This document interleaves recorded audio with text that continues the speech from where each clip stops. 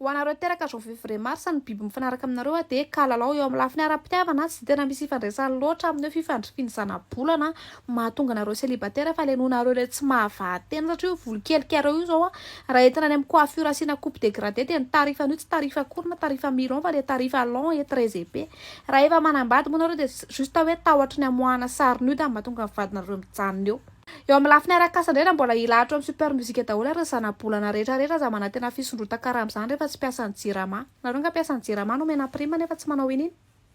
Ho anareo kosa teraka avril, mai, juin efa saika eo amin'ny couple nareo fa tia français anareo lovaina tamin'ny raha valomanantiny na hampihembotra ny crush nareo satria izy zany mba niteny taminareo hoe bonne nuit ma chérie dia navalinareo anazy hoe repose en paix aussi mon cœur. Izy zany olona tsy hembotra amin'izany.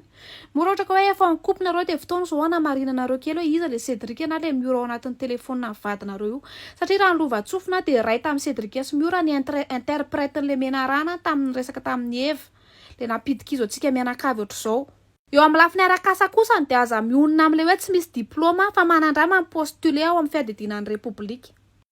Mora misy diplôma moa ianao dia fotoana zao hivoahanao any ivelany fa raha misy diplôma ianao ka mijanona amin'ny firenena io dia na fiafaranao dia anisa vola majinika eny amin'ny taxi foana satria ny asa mifanaraka amin'ny diplômanao efa lasan'ny expat daholo na lasan'ny havan'le ministre reny. Ho anareo kosa teraka volana jolay septembre dia ny biby mifanaraka aminareo dia tarondro na ho asesinareo daholo ary ny boîte de nuit eto Madagasikara eny ambony ranomasina amin'ny habakabaka dia tsy hiona amin'ilay vadinareo mihitsy nareo satria ny vadinareo amin'ny fito izy dia efa matory dia tsy hiona mihitsy ny kinareo fa matory angamba izy misava livre de famille any an-danitra matory ohatra anay matory. Ohatra moa ianao efa manambady dia alaivo ny carte bancaire vadinareo dia video satria mety raha pitsonge amin'ny farandro dia sanatria izany ve nareo hiaraka amin'ny karta ikina be makany an-danitra any nga misy takosy hovidiana tso moa nareo mahantra endraso fotsiny ny farandro. Eo amin'ny lafiny arak'asa kosa dia voaroka amin'ny asa nareo ka tsy maintsy hoe hiasa hitatitra olona amina 900 eo Analakely tandreny fotsiny efa mifanenan'ilay madama poketra 8 raha tsy manana afa-tsy vola vaventina fa latsainy Octobre, Novembre, Décembre ny biby mifanaraka aminareo dia goaiky.